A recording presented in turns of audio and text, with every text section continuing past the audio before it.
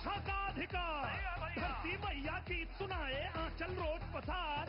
सभी युवा को जन्मभूमि पर मिल रहा रोजगार, सभी युवा को जन्मभूमि पर मिल रहा रोजगार। रफ्तार पकड़ ली हले है बिहार, रफ्तार पकड़ चुका है बिहार। भैया फिर से एनडीए सरकार।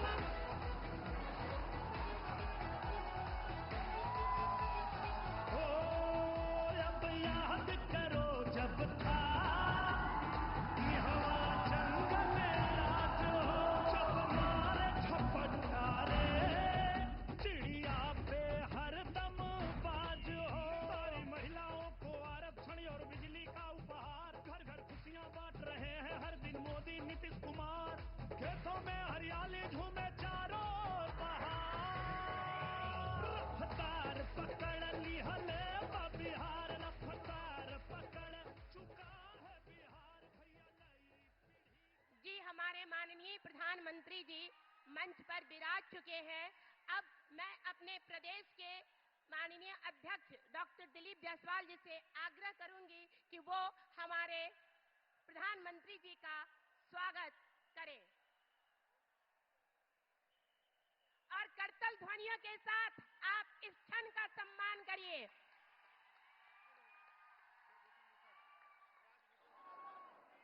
और अब राज्य जल शक्ति मंत्री राजभूषण चौधरी निषाद जी से आग्रह करती हूं कि हमारे यशस्वी प्रधानमंत्री जी का वो स्वागत करें इस तिरहुत की धरती पर।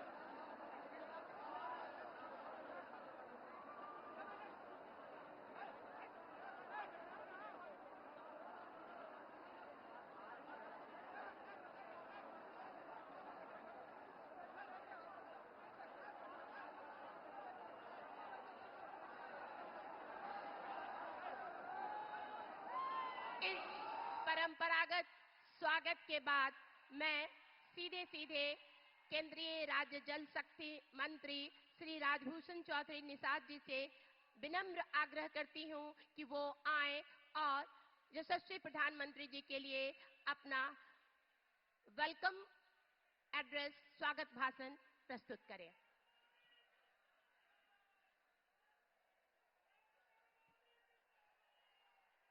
भारत माता की, भारत माता की।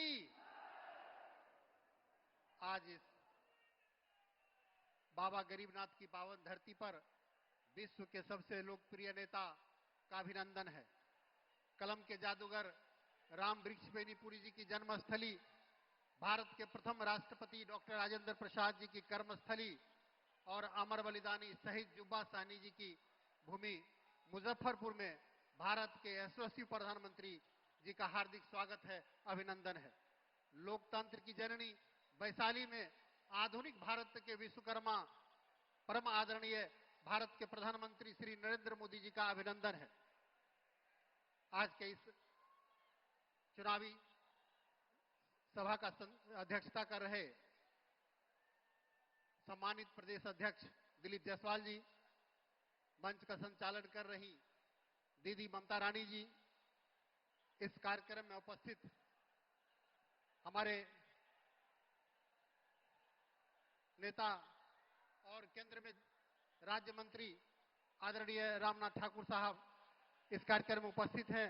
भाई अरुण भारती जी जो जमुई से सांसद हैं और लोजपा के वरिष्ठ नेता हैं, और हमारे प्रत्याशी भाई रंजन कुमार जी, आदरणीय केदार प्रसाद गुप्ता जी, बेबी कुमारी जी, श्रीमान आदित्य कुमार जी सकरा से, कोमल सिंह जी गायघाट से, रामा निषाद जी औराई से, श्रीमान राजकुमार सिंह राजू जी साहेबगंज से, श्रीमान अरुण सिंह जी बरोड़ा से, श्रीमान अजीत कुमार जी कांटी से, श्रीमान मदन चौधरी जी पारू से, श्रीमान श्याम बाबू यादव जी पिपरा कोठी से, श्रीमान अजय कुशवाहा जी एवं सम्मानित मंच, यहाँ उपस्थित हमारे सभी मंचासीन पदाधिकारीगण, हमारे बुजुर्गों, नौजवान दोस्तों, हमारी मातृभूमि, यहाँ उपस्थित सभी साथीगण, मीडिया के साथीगण, आप सबों को मैं डॉक्टर राजभूषण चौधरी निषाद प्रणाम करता हूं, नमस्कार करता हूं। आप सबों ने जब 2005 में 24 नवंबर को बिहार का कमान विकास पुरुष नीतीश कुमार जी को सौंपा था, उस समय बिहार की क्या स्थिति थी? आप किसी भी क्षेत्र में बात करेंगे तो आपको लगेगा बिहार ने काफी परिवर्तन किया साथियों। चाहे बिजली की बात हो तो मात्र बिजली उस समय 700 मेगावाट बिजली प्रोडक्शन होता था, और आज बिहार में 8000 से ज्यादा मेगावाट बिजली प्रोडक्शन हो रहा है। उस समय मात्र 17 लाख बिजली के कंज्यूमर थे, आज लगभग 2 करोड़ 14 लाख बिजली के कंज्यूमर है साथियों। इसी तरह मेडिकल कॉलेज की बात हो, इंजीनियरिंग कॉलेज की बात हो, पॉलिटेक्निक कॉलेज की बात हो, रोड के क्षेत्र में विकास की बात हो, सारे क्षेत्र में हमारी सरकार ने लगातार विकास किया साथियों। हम अपने निषाद भाइयों से कहना चाहते हैं कि निषादों को अगर किसी ने सम्मान दिया है तो हमारी एनडीए की सरकार ने दिया है। मैं मुजफ्फरपुर से पहली बार सांसद बना और निषाद समाज को सम्मानित करने के लिए देश के यशस्वी प्रधानमंत्री परम आदरणीय श्री नरेंद्र मोदी जी ने मुझे केंद्र में राज्य मंत्री बनाया। मैं अपने निषाद समाज की ओर से प्रधानमंत्री जी का आभार व्यक्त करता हूं। बिहार सरकार में भी 3 मंत्री निषाद कोटे से बनाए गए, आदरणीय हरी साहनी जी, आदरणीय मदन साहनी जी, आदरणीय विजय मंडल जी, और देश में पहली बार राष्ट्रीय पिछड़ा आयोग को संवैधानिक दर्जा मिला तो उसके भी राष्ट्रीय अध्यक्ष मुजफ्फरपुर के लाल और श्रद्धेय भगवान लाल साहनी जी को बनाया गया। और आजादी के बाद अगर निषाद समाज को अगर नेता प्रतिपक्ष देने का काम किया तो हमारी एनडीए की सरकार ने देने का काम किया, आदरणीय हरी साहनी के रूप में। साथियों, आप सब जानते हैं मछुआ आयोग भी बनाया गया, 5-5 लोगों को एडजस्ट किया गया, और मुजफ्फरपुर के लिए जो बहुत दिनों से लंबित मांग था लोगों का कि मुजफ्फरपुर में एयरपोर्ट हो, मैं प्रधानमंत्री जी से आग्रह किया और प्रधानमंत्री जी ने मुजफ्फरपुर को एयरपोर्ट देने का काम किया। इसके लिए हम प्रधानमंत्री जी का आभार व्यक्त करते हैं। हम आभार व्यक्त करते हैं कदाने नदी की सफाई के लिए, जब प्रधानमंत्री जी से हमने आग्रह किया, जो कुढ़नी और सकरा क्षेत्र के लिए वो नदी बहुत ही महत्वपूर्ण नदी है, तो उसके लिए प्रधानमंत्री जी ने 84 करोड़ रुपया देने का काम किया। हम आभार व्यक्त करना चाहते हैं प्रधानमंत्री जी का कि उन्होंने औराई के विकास के लिए जो पुल देने का काम किया और औराई में 21 अरब की योजना देने का काम किया।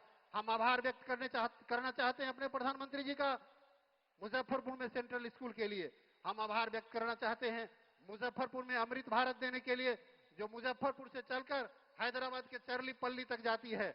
हम आभार व्यक्त करना चाहते हैं कैंसर हॉस्पिटल के लिए। साथियों, आप सब जानते हैं कि कल ही मुजफ्फरपुर में आकर के जिस तरह से आदरणीय राहुल गांधी जी ने हमारे छठ पर्व के बारे में बोला है, मुझे लगता है कि कांग्रेस पार्टी और इंडी गठबंधन के लोगों ने सनातन को और बिहार को बदनाम करने के लिए हमारे छठ, जो हमारा प्रमुख आस्था का पर्व है, उस पर्व पर जिस तरह से प्रहार किया है, काफी दुखद है। इतना ही कहते हुए अपनी वाणी को विराम देते हैं। जय हिंद, जय भारत, भारत माता की जय। और अब हमारे लोकप्रिय यशस्वी प्रधानमंत्री जी आप सबको संबोधित करेंगे। मैं उनसे अत्यंत विनम्र आग्रह करती हूं कि आप अपना संबोधन देकर यहाँ उपस्थित लोगों को अपने आशीर्वचनों से सिंचित करें।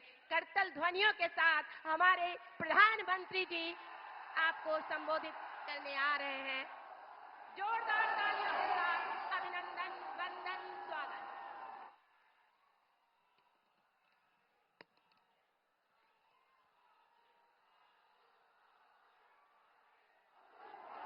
भारत माता की, भारत माता की। महान स्वतंत्रता सेनानी खुदीराम बोस जुब्बा साहनी के ई वीर भूमि अपने सबके अभिनंदन करे थी। साथियों, मुजफ्फरपुर आता हूं तो सबसे पहले यहां की मिठास ध्यान खींच लेती है। यहां की लीची जितनी मीठी होती है उतनी ही मीठी आपकी बोली भी। और आपका ये प्यार इतनी बारिश के बावजूद भी मैं देख रहा हूं हुजूम आ ही रहा है।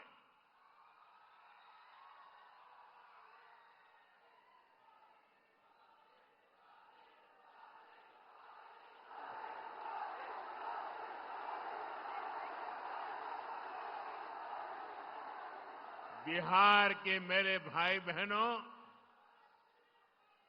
बिहार के मेरे मालिकों, मैं आपका बहुत बड़ा कर्जदार हूं। और यहां तो इतनी बड़ी संख्या में युवा आए हैं।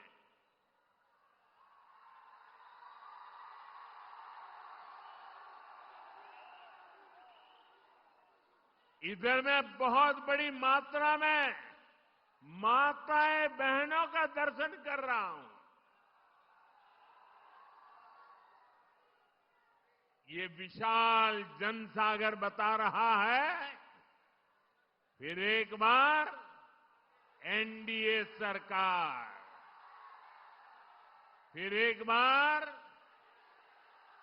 फिर एक बार, फिर एक बार बिहार में फिर से सुशासन सरकार। साथियों, छठ महापर्व के बाद ये मेरी पहली जनसभा है।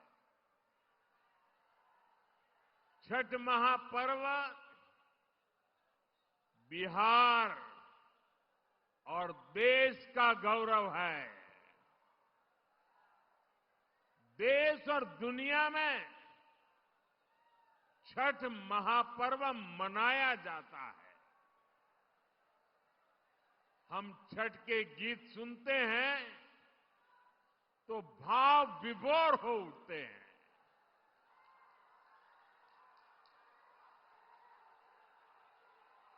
छठी मैया की पूजा में मां की भक्ति है। छठी मैया की पूजा में समता, ममता और सामाजिक समरसता है। छठी मैया की पूजा ये हमारी साझी विरासत का उत्सव भी है। और इसलिए हमारी सरकार का प्रयास है कि दुनिया भी, ये जरा सुनना, दुनिया भी इन मूल्यों से सीखे। साथियों, हम छठ महापर्व को मानवता के महापर्व के रूप में दुनिया की एक बहुत बड़ी संस्था है। दुनिया के सारे देश उसके साथ जुड़े हुए हैं। उस संस्था का नाम है यूनेस्को। हम लोग कोशिश कर रहे हैं कि यूनेस्को की जो विश्व विरासत की सूची है, पूरी दुनिया की ये महत्वपूर्ण संस्था यूनेस्को, और उसमें जो विश्व विरासत की सूची बनती है, बड़ी जांच पड़ताल के बाद बनती है, लंबी प्रक्रिया के बाद बनती है। हमारी सरकार लगातार कोशिश कर रही है कि हमारे इस छठ महापर्व को भी यूनेस्को की उस सूची में नाम दर्ज हो जाए।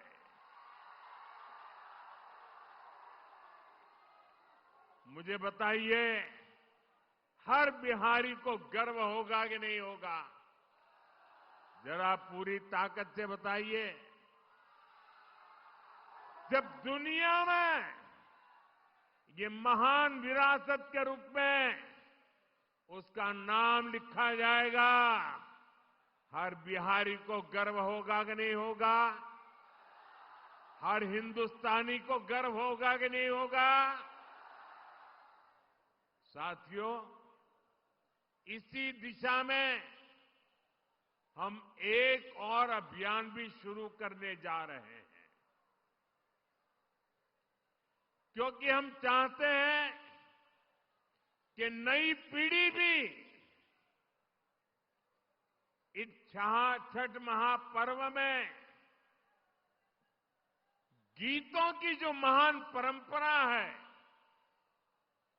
गीतों के माध्यम से एक पीढ़ी को दूसरी पीढ़ी तक छठ महापर्व की संस्कार प्रक्रिया चलती है। उसको देशव्यापी ताकत देने के लिए हम पूरे देश में विभिन्न कलाकारों द्वारा छठ पूजा के भजनों की एक स्पर्धा करने वाले हैं। और छठ पूजा के पहले स्पर्धा कर लेंगे, ताकि नए नए कलाकार, नए नए गीत, नई नई भक्ति, नई नई भावना, इसको व्यक्त करने का देश की हर भाषा के लोगों को मौका मिले। इसमें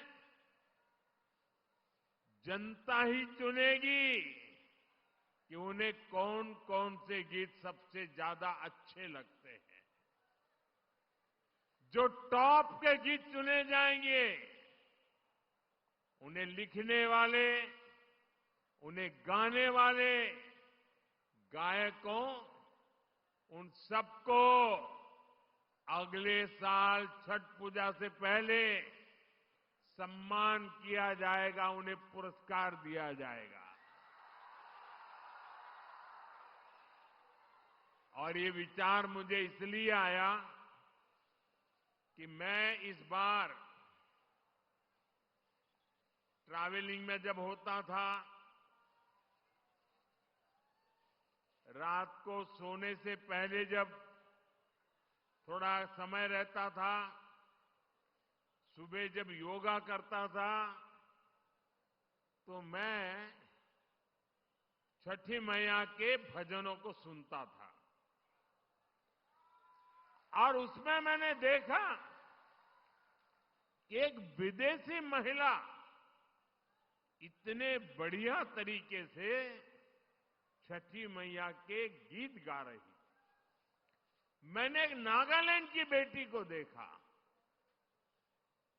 उसके लिए तो हिंदी बोलना भी मुश्किल था, लेकिन वो नागालैंड की बेटी छठी मैया का भजन इतने भावपूर्ण रूप से गाती थी, तो मेरे मन में विचार आया कि अब छठी मैया हिंदुस्तान के कोने कोने में ही नहीं, दुनिया के कोने कोने में भक्ति का भाव जगा रही है।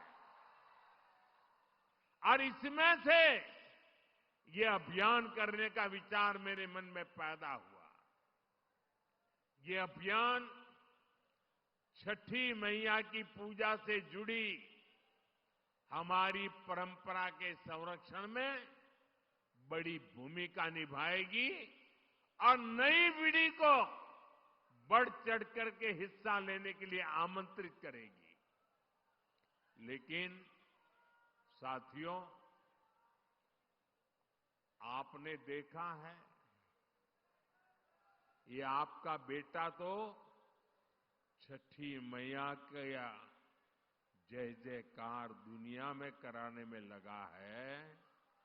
दूसरी तरफ ये कांग्रेस और ये आरजेडी के लोग क्या कर रहे हैं? क्या कर रहे हैं? छठी मैया का अपमान कर रहे हैं। क्या कर रहे हैं? क्या कर रहे हैं? क्या कर रहे हैं?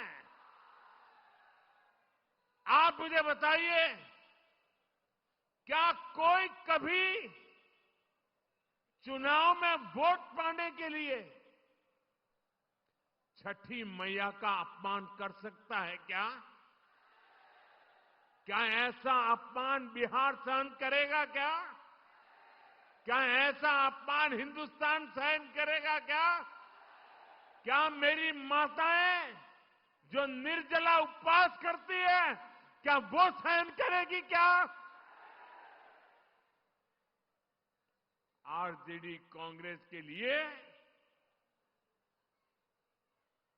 कैसी बेशर्मी से बोल रहे हैं। उनके लिए तो छठी मैया की पूजा एक ड्रामा है, नौटंकी है। आप उनकी बातों से सहमत है क्या? ऐसे लोगों को सजा दोगे कि नहीं दोगे? जो माताएं बहनें निर्जला इतना लंबा व्रत रखती है, जो गंगा जी में खड़ी होकर सूर्य देव को अर्घ्य देती है, वो आरजेडी कांग्रेस की नजर में वो तो ड्रामा करती है। क्या बिहार की माताएं बहनें, सारी माताएं बहनें मुझे जवाब दीजिए, क्या बिहार की माताएं बहनें छठी मैया का ये अपमान बर्दाश्त करेगी क्या? साथियों, ये हर उस व्यक्ति का अपमान है जो छठी मैया में श्रद्धा रखता है। और मैं जानता हूं, छठ पूजा के इस अपमान को बिहार चुनाव नहीं, आने वाले सैकड़ों साल तक भूलने वाला नहीं है। मैं छठी मैया की भक्ति को समझता हूं और इसलिए कहता हूं, सैकड़ों साल तक इस अपमान को छठी मैया की पूजा करने वाला कोई नहीं भूलेगा। साथियों,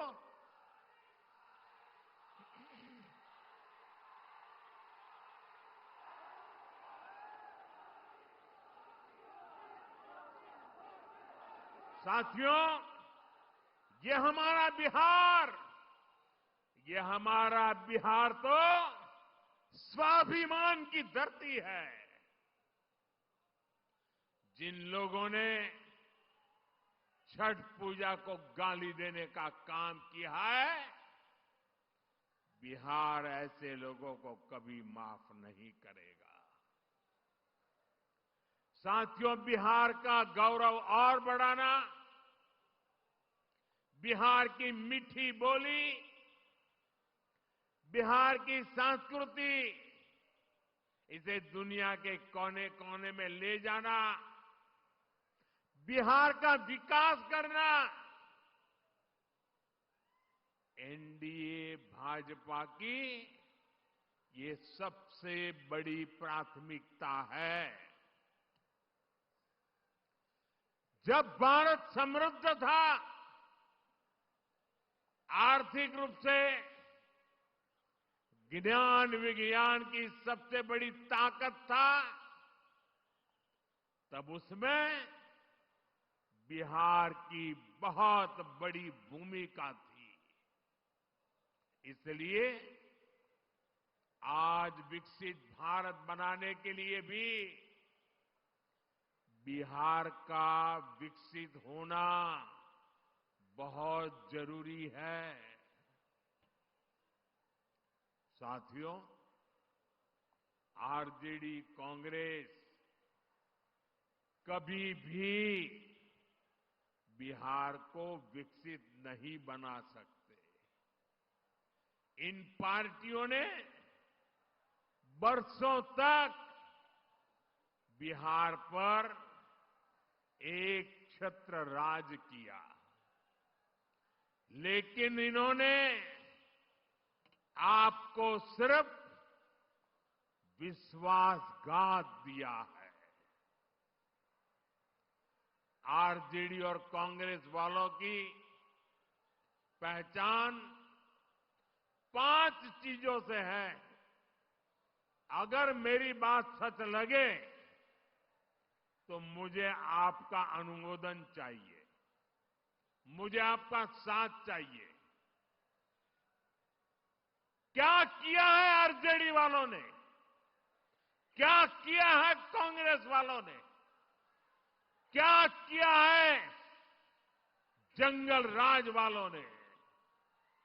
मैं 5 शब्दों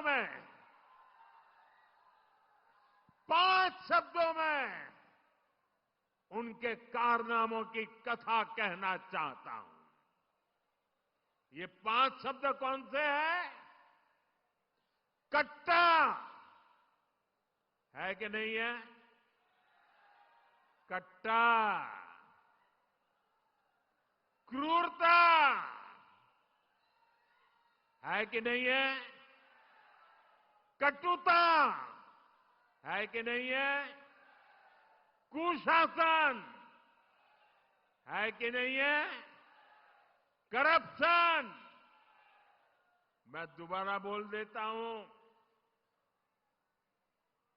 कट्टा, क्रूरता, कटुता, कुशासन और करप्शन, ये जंगल राज की पहचान है कि नहीं है?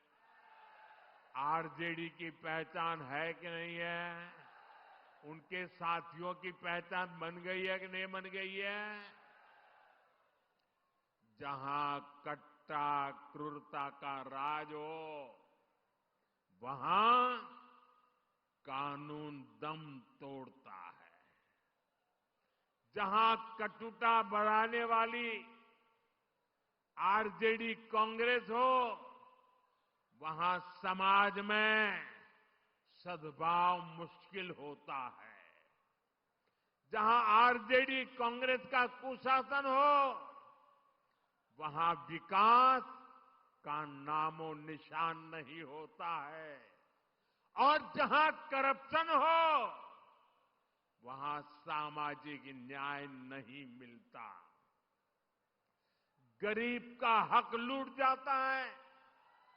सिर्फ और सिर्फ कुछ परिवार ही फलते फूलते हैं। आप मुझे बताइए, ऐसे लोग क्या कभी भी, मैं जरा आपसे सुनना चाहता हूं, क्या ऐसे लोग कभी भी बिहार का भला कर सकते हैं क्या? बिहार का भला कर सकते हैं क्या? बिहार का भला कर सकते हैं क्या? बिहार का भला कर सकते हैं क्या? साथियों, बिहार को आगे बढ़ाने के लिए उद्यम चाहिए, उद्योग चाहिए और उद्योग के लिए जमीन, बिजली, कनेक्टिविटी और कानून का राज चाहिए। अब सोचिए, जिनका इतिहास जमीन कब्जाने का हो, वो क्या किसी उद्योग को जमीन देंगे क्या? जिन्होंने बिहार को लालटेन युग में रखा, वो बिजली दे पाएंगे क्या? जिन्होंने रेल को लूटा, वो बिहार में कनेक्टिविटी बढ़ाएंगे क्या? जिन्होंने भ्रष्टाचार और घोटाले के रिकॉर्ड तोड़ दिए, वो कानून का राज ला सकते हैं क्या? साथियों, बिहार ने भाजपा एनडीए का सुशासन देखा है। आज बिहार में रेल के इंजन बन रहे हैं, डेयरी के बड़े बड़े प्लांट लग रहे हैं, मखाना अब दुनिया भर में जा रहा है, फूड प्रोसेसिंग हो, टेक्सटाइल क्लस्टर्स हो, लेदर पार्क हो, आईटी पार्क हो, ये सब हमारे बिहार की पहचान बन रहे हैं।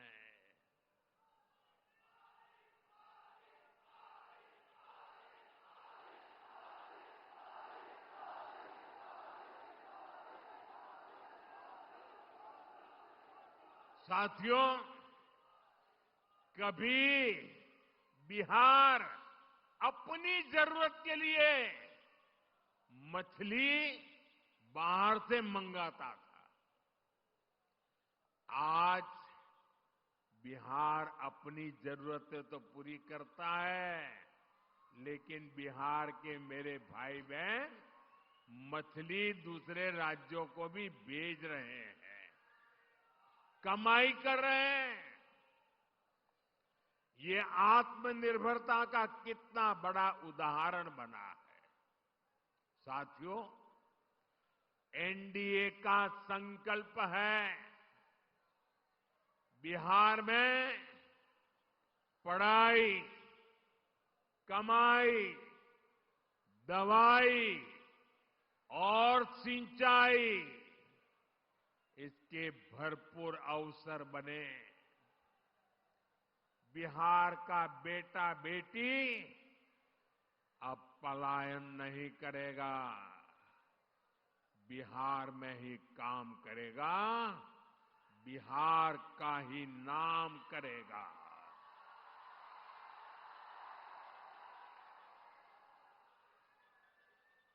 साथियों, जब सुशासन होता है तो सब खिलते हैं, और जब जंगल राज होता है तो सबका दम घुटता है। मैं इसका भी एक उदाहरण देता हूं। आजकल पूरा बिहार जीएसटी बचत उत्सव मना रहा है। इससे बिहार के हर परिवार को बचत हो रही है। हमारे नौजवान साथियों में से कोई नई बाइक खरीद रहा है, कोई नई स्कूटी खरीद रहा है। एक ताजा आंकड़ा आया है, आप इस आंकड़े को जरा याद रखना। ये सारे इतने उत्साही नौजवान मैं देख रहा हूं, जरा आंकड़ा याद रखना।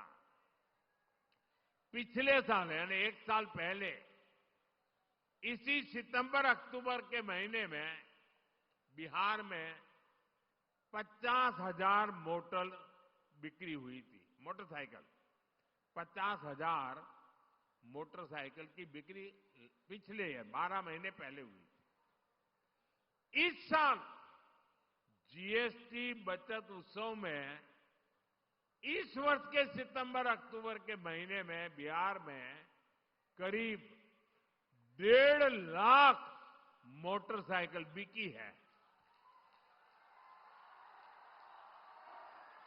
ये मेरे बिहार के युवा की ताकत है कि नहीं है? ये मेरा बिहार का युवा ताकतवर बन रहा है कि नहीं बन रहा है? यानी बिहार में 3 गुना अधिक मोटरसाइकिल की खरीदारी हुई है। यानी नई बाइक भी आ गई और हजारों रुपये भी बच गए। मैं आपसे पूछता हूं साथियों, कीमत कम होने से, जरा मुझे जवाब देना पड़ेगा, माताओं बहनों को भी देना पड़ेगा, युवाओं को जरा जोर से देना पड़ेगा। आप मुझे बताइए, कीमत कम होने से आप खुश है कि नहीं है? खुश है कि नहीं है? आपके गांव वाले खुश है कि नहीं है? शहर वाले खुश है कि नहीं है? बिहार वाले खुश है कि नहीं है? देश भर के लोग खुश है कि नहीं है? लेकिन साथियों, जंगल राज में ये काम संभव ही नहीं था। जंगल राज में तो गाड़ियों की दुकानें, गाड़ियों के शोरूम भी बंद हो गए थे। और ये बंद इसलिए हुए, इसलिए नहीं कि बिक्री नहीं, संभावना नहीं थी, लेकिन ये इसलिए बंद हो गए क्योंकि आरजेडी के नेता अपने टोलियां लेकर के अपने साथियों को लेकर के शोरूम लूटवा लेते थे, गाड़ियां लूट जाते थे। अरे किसी ने नई गाड़ी खरीदी हो तो उसके पीछे आरजेडी के गुंडे लग जाते थे। बताइए, ऐसे जंगल राज में क्या कोई अपनी पूंजी लगाता? कोई अपना शोरूम बनाता? कोई अपनी दुकान लगाता क्या? कोई नहीं लगाता। आरजेडी कांग्रेस के ऐसे ही कुकर्मों ने लाखों नौजवानों को बेरोजगार कर दिया, पलायन करने के लिए मजबूर कर दिया। साथियों, जंगल राज के दिनों को याद करते हैं तो अंदाजा लगता है कि हालात कितने खतरनाक थे। यहां आप मुजफ्फरपुर के लोग आरजेडी सरकार में हुए गोलू अपहरण कांड कभी नहीं भूल सकते। जो 20-25 साल की उम्र तक के लोग हैं ना, उनको शायद एक गोलू अपहरण कांड का पता नहीं होगा। जो पुराने लोग हैं, जरा उनको बताना क्या हुआ था। इसी शहर में साल 2001 में स्कूल जाते हुए एक छोटे से बच्चों को, एक बालक को अपराधियों ने दिन दहाड़े किडनैप कर लिया था और बदले में ढेर सारे रुपये मांगे थे। और जब रुपये नहीं दे पाए तो इन आरजेडी के चट्टे बट्टों ने उस गोलू को, उस छोटे से बच्चे को उसके टुकड़े कर दिए। मेरे भाइयों बहनों, उसके टुकड़े कर दिए, बेरहमी से उसे मार दिया गया। पूरे बिहार के जंगल राज में आए दिन ऐसी घटनाएं घटती थी। ऐसे हालात बना दिए गए थे। आरजेडी के शासन में करीब करीब 35 से 40 हजार से ज्यादा अपहरण हुए थे। आज के युवा कल्पना कर सकते हैं कितनी खौफनाक स्थिति थी। साथियों, रोते बिलखते मां बाप से आरजेडी को न कोई तब फर्क पड़ता था और ना ही आज उन्हें आपके सुख दुख से कोई लेना देना है। आपकी किसी चिंता से उनका लेना देना नहीं है।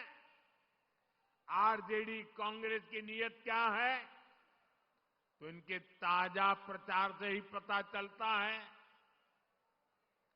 आप आरजेडी कांग्रेस के खतरनाक नारे सुन रहे होंगे। इतना ही नहीं, चुनाव प्रचार में इनकी बेशर्मी देखिए, इनकी हिम्मत देखिए। चुनाव के मैदान में भी कैसे गाने बज रहे हैं। हम तो हाथ जोड़ करके आपकी सेवा करने वाले गीत लेके आते हैं और ये कैसे गाने बजा रहे हैं।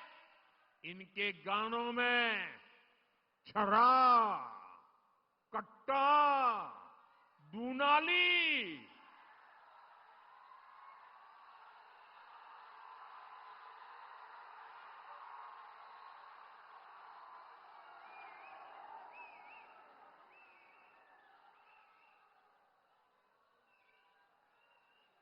मैं तो सोच नहीं सकता भाई। ये छुरा, कट्टा, दूनाली, इसके गाने और चुनाव के मैदान में। इनका मनसा का ये प्रतिबिंब है, उनकी सोच का प्रतिबिंब है। आरजेडी कांग्रेस वाले बहन बेटियों को उठा ले जाने की धमकियां दे रहे हैं। ये बहन बेटियों को उठाने का खेल चल रहा है, डराया जा रहा है। मेरे नौजवानों को ये बताइए, क्या आपको ये सब स्वीकार है? क्या ये मंजूर है? क्या बिहार की धरती से इन्हें उखाड़ फेंकना चाहिए कि नहीं उखाड़ फेंकना चाहिए? साथियों, बिहार आत्मनिर्भर भारत अभियान की धुरी बनने जा रहा है। बिहार के हर जिले में कुछ न कुछ ऐसा है जो दुनिया के बाजार में छा सकता है। और साथियों, मेरा सपना है कि दुनिया की हर रसोई में कोई न कोई खाने का ऐसा पैकेट जरूर हो जो मेड इन इंडिया हो, मेड इन बिहार हो। ये काम बिहार का किसान और नौजवान कर सकता है। शाही लीची हो, जर्दालू आम हो, हमारा मगही पान हो, मिथिला मखाना हो, ऐसे अनेक उत्पाद बिहार में पैदा होते हैं। यहां के किसान कतरनी और मरचा चावल उगाते हैं। हमारी सरकार ने इन सभी को जीआई टैग दिया है, यानी दुनिया में इन उत्पादों के साथ अब बिहार का ही नाम आएगा। साथियों, एनडीए की डबल इंजन सरकार बिहार में कृषि आधारित उद्योगों पर, फूड प्रोसेसिंग पर बल दे रही है। इसके लिए भी हमारी सहकारी समितियों को मदद दी जा रही है और हम छोटे किसानों के हितों को भी प्राथमिकता दे रहे हैं। पीएम किसान सम्मान निधि जैसी योजना इसके जीते जागते सबूत है। इस योजना के तहत सिर्फ मुजफ्फरपुर के किसानों के खाते में ही करीब 1,500 करोड़ रुपए जमा हो चुके हैं। यहां के किसानों, मैं बिहार की और देश की बात नहीं कर रहा हूं, सिर्फ इस इलाके की बात कर रहा हूं, 1,500 करोड़ रुपया किसान के खाते में पहुंचा है। साथियों, मुजफ्फरपुर का विकास होता है तो पूरे उत्तर बिहार के लोग आगे बढ़ते हैं। आप याद करिए, जब कुशासन वालों की, जंगल राज वालों की सरकार थी, जब अस्पताल नहीं मिलते थे, बड़े बड़े डॉक्टर बिहार छोड़कर चले गए थे, और अब आज यही मुजफ्फरपुर में सैकड़ों करोड़ रुपए का कैंसर अस्पताल बना है। मुजफ्फरपुर मोतिहारी एलपीजी पाइपलाइन, इस प्रोजेक्ट के कारण अब बहनों की रसोई तक सस्ती गैस पहुंच रही है। साथियों, मुजफ्फरपुर की दरभंगा, पटना और छपरा के साथ कनेक्टिविटी सुधर गई है। हमारी सफर आसान भी हुआ है और दूरी भी कम हुई है। वो दिन दूर नहीं जब मुजफ्फरपुर का रेलवे स्टेशन और पताही एयरपोर्ट यहां की नई पहचान बनेंगे।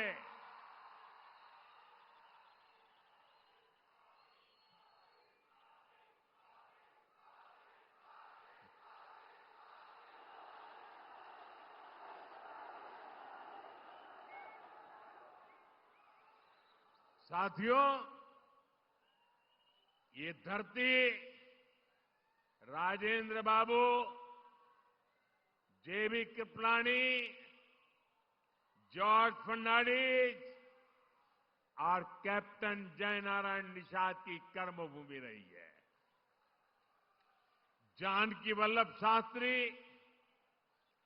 बाबू देवकी नंदन खत्री, राम वृक्ष बेनीपुरी और रामधारी सिंह दिनकर जी ने यहां अपने साहित्य को धार दी है। बिहार की इन महान संतानों की प्रेरणा आज एनडीए सरकार के काम में दिखती है। आपको पता ही है, एनडीए सरकार ने मुजफ्फरपुर की किसान चाची का नाम आप जानते हैं। मुजफ्फरपुर का ही नहीं, पूरे बिहार का गौरव है। किसान चाची राजकुमारी देवी जी को हमने पद्मश्री अवार्ड से सम्मानित किया। कांग्रेस आरजेडी के राज में तो सम्मान भी उन्हीं को मिलता था जो इनके दरबार में हाजिरी लगाते थे।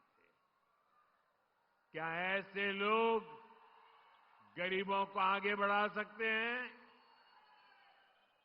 साथियों, सामाजिक न्याय के नाम पर भी आरजेडी कांग्रेस ने आपको सिर्फ धोखा ही दे दिया है। सच्चाई ये है कि ये लोग डॉक्टर बाबा साहब आंबेडकर का अपमान करने में गर्व करते हैं। जिन बाबा साहब की तस्वीर को करोड़ों भारतीय सिर माथे पर रखते हैं, अपनी पूजा में रखते हैं, ये आरजेडी वाले लोग उसको पैरों के पास जगह देते हैं। दलितों को लेकर आरजेडी कांग्रेस के मन में यही भावना है। साथियों, बाबा साहब का सम्मान, उनका विजन हमारी सरकार की बहुत बड़ी प्रेरणा है। हमारी सरकार ने बाबा साहब से जुड़े स्थानों को पंच तीर्थ के रूप में विकसित किया है। बहुत कम लोगों को पता होगा कि बाबा साहब ने जब पीएचडी की पढ़ाई की थी तो उनका विषय था रुपया रूपी। वो अर्थव्यवस्था के बहुत बड़े जानकार थे। इसलिए ही भाजपा एनडीए की सरकार ने जो डिजिटल लेन देन वाला प्लेटफॉर्म है ना, आप जो मोबाइल से पैसे देते हैं, आपको पता है हमने उसका नाम भीम रखा हुआ है। आज भीम ऐप ने डिजिटल लेन देन में अमीरी गरीबी का भेद मिटा दिया है। आज लाखों की गाड़ियों में चलने वाला भी भीम ऐप का इस्तेमाल करता है और ठेले पर सामान बेचने वाला मेरा गरीब भाई भी भीम ऐप से लेन देन करता है। बाबा साहब की प्रेरणा से असंभव को भी संभव कर दिखाया है। साथियों, ये हमारी सरकार ही है जिसने पिछड़ा वर्ग आयोग को संवैधानिक दर्जा दिया। हमने ही मुजफ्फरपुर की संतान डॉक्टर भगवान लाल साहनी को पिछड़ा वर्ग आयोग का अध्यक्ष बनाया। सबको अवसर मिले, सबको सम्मान मिले, यही सच्चा सामाजिक न्याय है और ये भाजपा एनडीए सरकार में ही संभव है। साथियों, बिहार की बहनों बेटियों में अद्भुत हुनर है। मां सरस्वती की आप बहनों बेटियों पर बहुत कृपा है। यहां की शानदार सृजनी कला से गांव-गांव में कई सारी बहनें जुड़ी है। लाठी चूड़ियां तो मुजफ्फरपुर की पहचान है। अब ये परंपरा से आगे फैशन में भी आ रही है। आप मुझे बताइए बहनों, आपकी जो एक कला है, ये जो कौशल है, ये पूरी दुनिया तक पहुंचानी चाहिए कि नहीं पहुंचनी चाहिए? आपकी कला दुनिया में जानी चाहिए कि नहीं जानी चाहिए? अरे पूरी ताकत से बताइए, जानी चाहिए कि नहीं जानी चाहिए? अब आप मुझे बताइए, ये काम कौन करेगा? ये काम कौन करेगा? ये काम कौन करेगा? ये काम कौन करेगा? ये काम भाजपा एनडीए को दिया, आपका एक वोट करने वाला है। साथियों, नरेंद्र हो या नीतीश जी, बहनों का सशक्तिकरण हमारी प्राथमिकता रही है। हमने गरीबों को पक्के घर दिए तो रजिस्ट्री बहनों के नाम पर की। हमने नल दिया, हमने मुफ्त गैस कनेक्शन दिया, मुफ्त अनाज दिया, ताकि बहनों की परेशानी कम हो। साथियों, अभी यहां नीतीश जी की सरकार ने बहनों के स्वरोजगार के लिए बहुत बड़ी योजना चलाई है। 1,30,00,000 बहनों के खाते में, हर एक के खाते में 10-10 हजार रुपया पहुंच चुके हैं।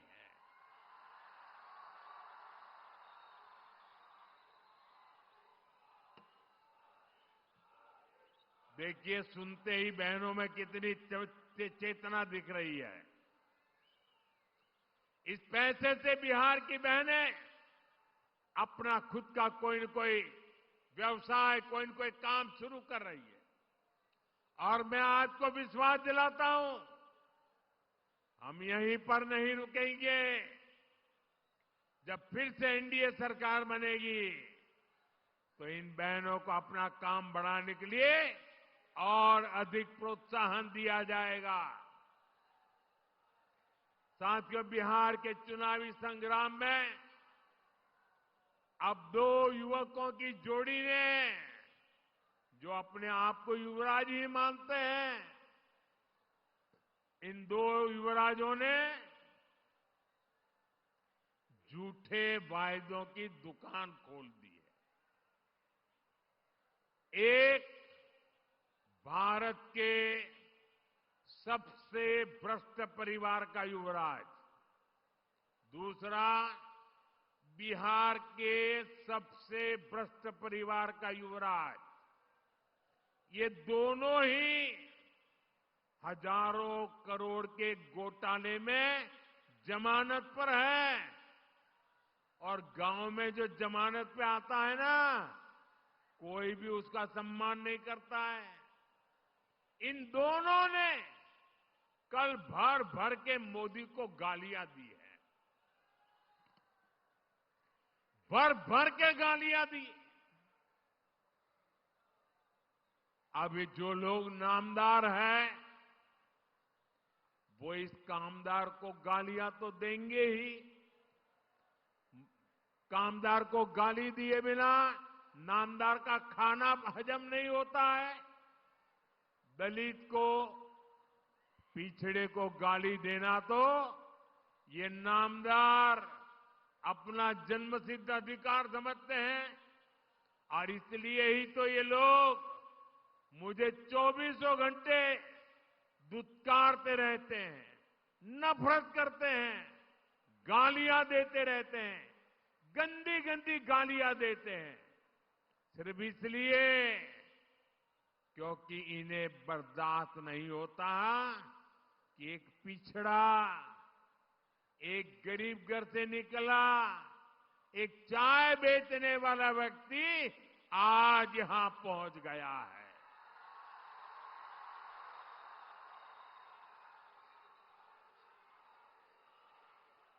जो गालियां देते हैं जरा कान खुल करके सुनो।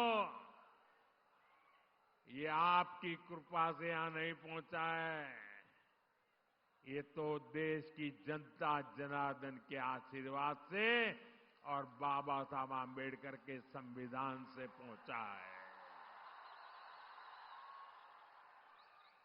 साथियों, इस चुनाव में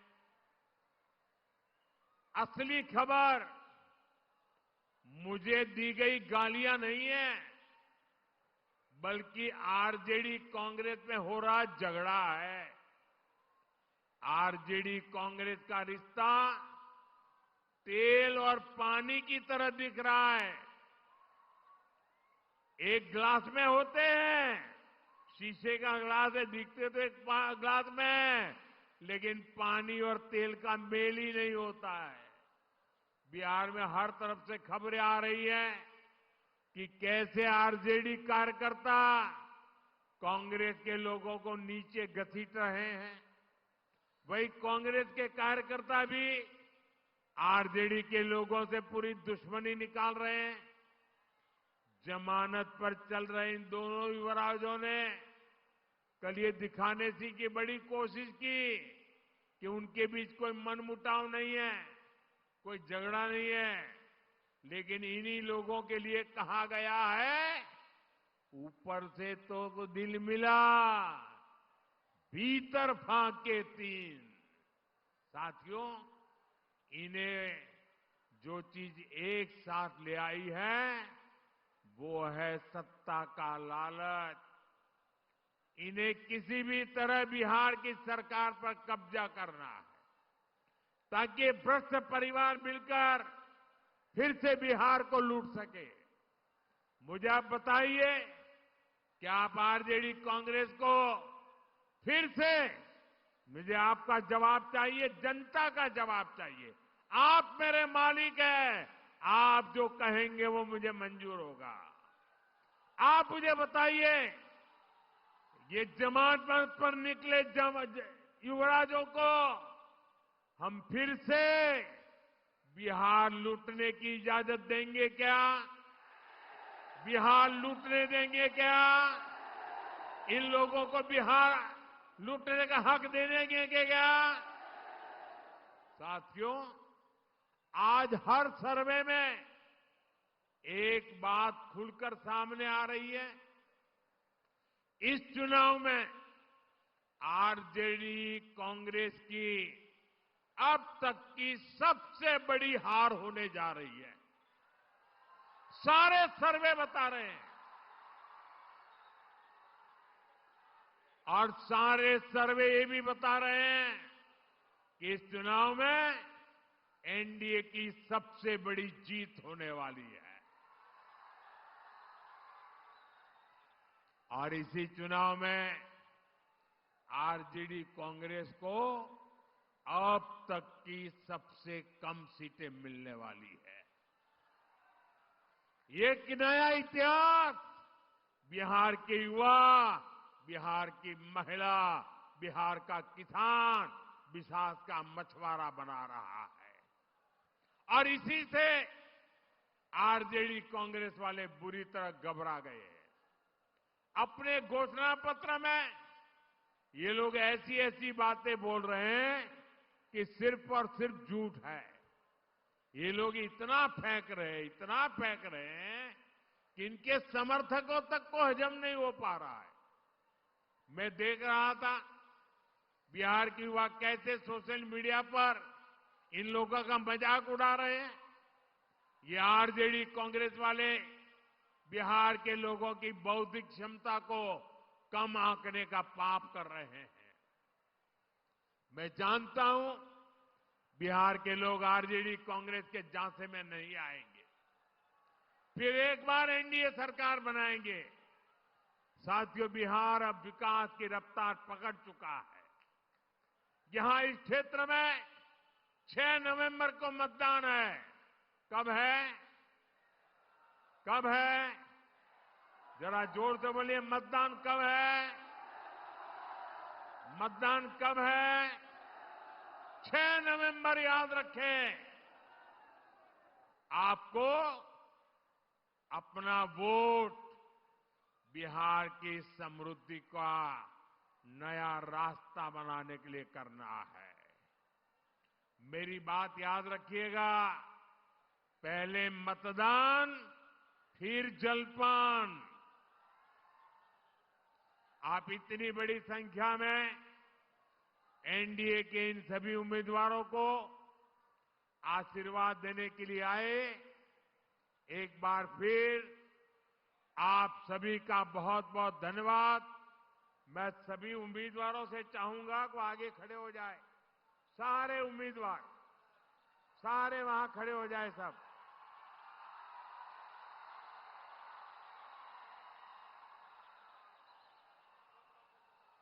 मेरे साथ बोलिए, भारत माता की, भारत माता की, भारत माता की। जरा थोड़ा पीछे खड़े रहेंगे तो अच्छा होगा, थोड़ा, क्योंकि मैं आपको मिलता हुआ जाना चाहता हूं। हाँ, शाबाश। मैं आप सबको मिलकर के शुभकामना देना चाहता हूं। आपके पास आऊंगा। जनता जनार्दन आपको आशीर्वाद देने आई है। यही हमारे मालिक है। बोले भारत माता की, भारत माता की। बहुत बहुत धन्यवाद। रफ्तार रफ्तार, देखो बिहार का रफ्तार। आया है युग उत्थान का, जन जन के कल्याण का। आया है युग उत्थान का, जन जन के कल्याण का। वर्षों पहले संकल्प ने भरी थी एक हुंकार। रफ्तार पकड़ ली हले बिहार, रफ्तार पकड़ चुका है बिहार। भैया नई पीढ़ी का नया है बिहार, रफ्तार पकड़ लेने से बिहार। दिल की यही पुकार, सपने सब साकार, जीने का आधार, सुरक्षा का अधिकार। धरती मैया गीत सुनाए, आंचल रोज पसार। सभी युवा को जन्मभूमि पर मिल रहा रोजगार, सभी युवा को जन्मभूमि पर मिल रहा रोजगार। रफ्तार पकड़ ली हले बिहार, रफ्तार पकड़ चुका है बिहार। भैया फिर से